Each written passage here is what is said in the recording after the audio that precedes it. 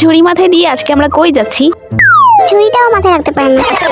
Magic করে ঝুড়িটা মাথায় দিয়ে আজকে আমরা চলে গেলাম মেহেদি পাতা আনতে। আর এই হইলো আমাদের মেহেদি গাছ। এইখানে এসে দেখি গাছ ভর্তি একদম তরতাজা পাতা। গাছ ভর্তি এত সুন্দর পাতা দেখে আমার আর সহ্য হলো না, তাই পাতাগুলো ছিঁড়তে শুরু করে দিলাম। আর হ্যাঁ, এই গাছটা আমাদের না, যাদের গাছ তার কাছ থেকে আমি আগেই পারমিশন নিয়ে নিছি। এইখানে অলরেডি অনেকগুলো পাতা হয়ে গেছে। আজকে আমার একটু বেশি পাতা লাগবে, কারণ পাতাগুলো শুকিয়ে ব্লেন্ড করে হেয়ার প্যাক বানাবো। পাতা ছেঁড়া হয়ে গেলে আমরা বাসা দিকে যাচ্ছি। আর যেতে যেতে আমাদের চোখে পড়লো এই আম গাছগুলা। আজকে আমরা আমাদের বাগান থেকে কিছু আম নিয়ে যাব।